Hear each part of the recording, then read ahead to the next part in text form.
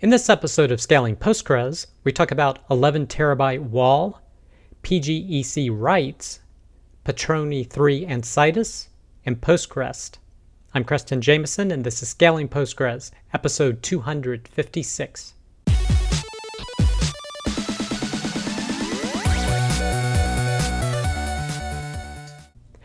All right, I hope you, your friends, family, and coworkers continue to do well.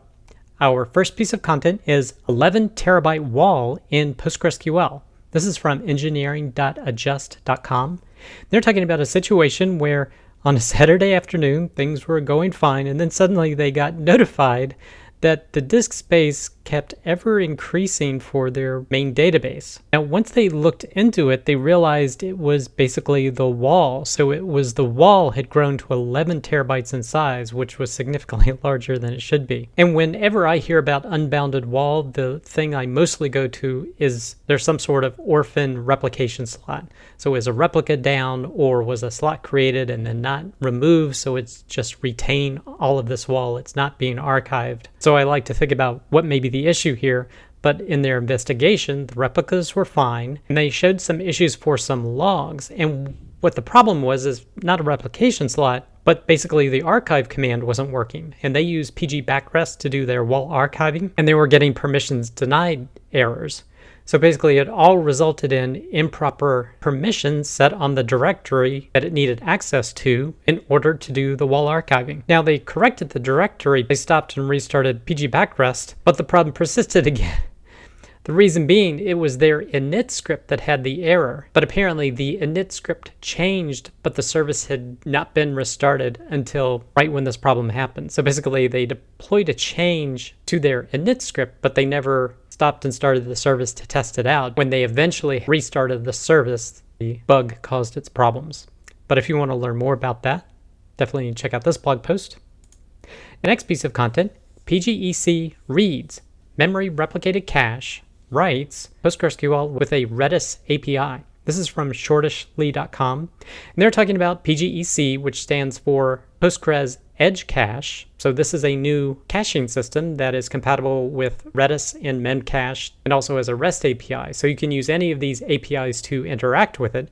And what it does is it allows you to cache information using logical replication from Postgres. And I covered this in a previous episode in Scaling Postgres that I wanted to monitor this new tool and see how it's coming along. And one thing that they're showing here that I don't believe was mentioned previously is that they now support mutating operations. So if PGEC receives a delete or an H set through Redis, it can actually be updated. So it just directly updates PostgreSQL. And then, of course, the logical replication eventually updates the caching system on PGEC itself. So this is an update, and it goes into more detail of the implementation so you can learn more. Again, this is using Erlang, and it looks like their ETS tables or their ETS cache. So if you want to keep up with what's going on with this, definitely check out this blog post. Next piece of content, Patroni 3 and Citus, Scalable, Highly Available Postgres. This is from citusdata.com. And we mentioned with the new version of Citus, I believe it was 11.2, Patroni 3 now worked with it. So it's a new version of Patroni, and this blog post is actually written by the maintainer of Patroni.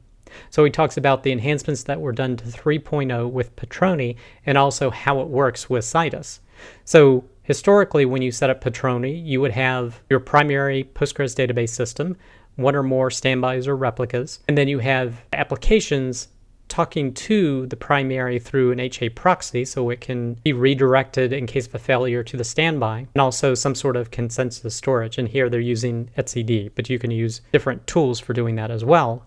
Well, in the Citus implementation, where they're doing scale out Postgres, they have coordinator roles and worker roles. So generally applications talk to the coordinator, and then whatever the queries get distributed to the particular worker that has the data of interest. Because again, you're scaling out your tables to different individual database servers. So you still have the structure, but each part of Citus now has a replica for high availability. So there's an additional replica or standby here. There's a standby here for this worker, standby here for this worker. So this enables you to not only scale out your database, but also do high availability using Patroni. So if you want more details about this, definitely check out this blog post.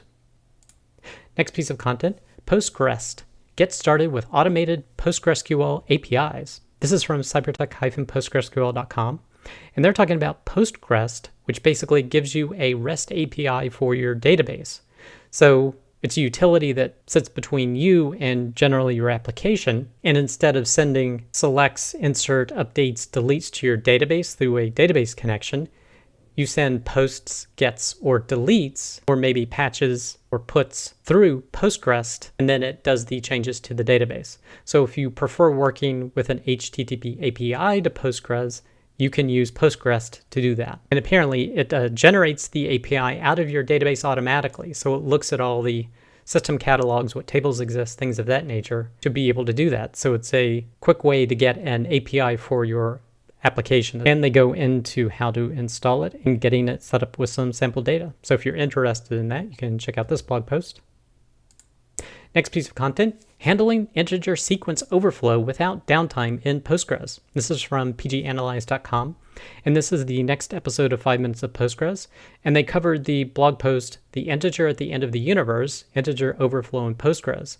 So Lucas gives his perspective on this blog post, as well as showcases some other historical blog posts where integer IDs did run out and the story between them and how they handle them for 3 or 4 different cases. So if you want to find more information out about that, you can check out this piece of content.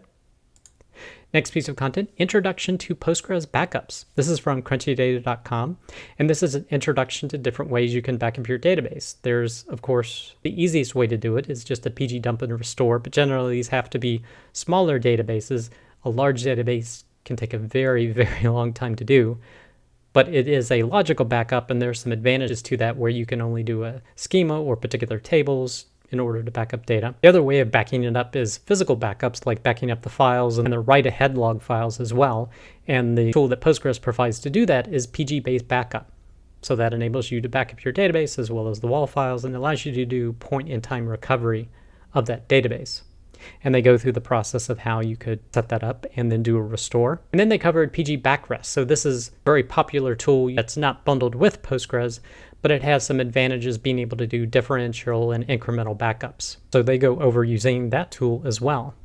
Now they do have a chart down here that shows the different backup methods. You have logical backups with pgdump and physical backups. You have pg-based backup and pgBackrest, and saying what each is good for. But I will say that recovery to a point in time is actually incorrect for PG-based backups. So you would want to give that a checkbox because that does do a point in time recovery. PG-based backup does. But if you want to learn more about how to back up your system, you can check out this blog post. Next piece of content, TLS setup on Postgres 15, common practice. This is from hygo.ca. And they're talking about the different changes you can make to Postgres to enable secure and encrypted communication between clients and servers. So there's server settings you do via the PostgreSQL.conf file, where primarily you give it certificate information on what it should use to encrypt communications.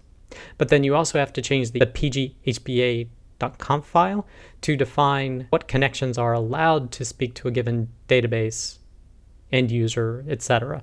And primarily this is using the host SSL option and then defining the different authentication methods if you want to use certificates to do that. And then lastly, the client options are mentioned where you can require only SSL connections or allow it if that option is available, and they discuss that here. So if you're interested in learning more about setting up TLS connections for Postgres clients talking to Postgres servers, you can check out this blog post. Next piece of content, which is worse when working on production databases, being drunk or tired? This is from ledgersmbdev.blogspot.com. And he's talking about basically human factors in database operations. So basically, while you're drunk or while you are sleepy, should you be working on your production database? And the answer is probably not. But he goes into more depth in this talk here that you can link to and actually watch the video that took place at FOSDEM. So if you're interested in that type of content, you can check this out. Next piece of content, PostgreSQL 14 internals. This is from postgrespro.com. And I believe the final section of the book, PostgreSQL 14 internals, has been translated and is now available in a PDF version. So you can check out this link if you're interested in that. Also from PostgresPro.com is PostgreSQL 16 Part 4 or CommitFest 2023-01. So these are the different patches that were worked on during the CommitFest in January. They have details about each one. You can click or scroll down to see more detail. There's a lot of detail that they present here about each patch. Related to that is a PostgreSQL developer's perspective, 5 interesting patches from January's CommitFest.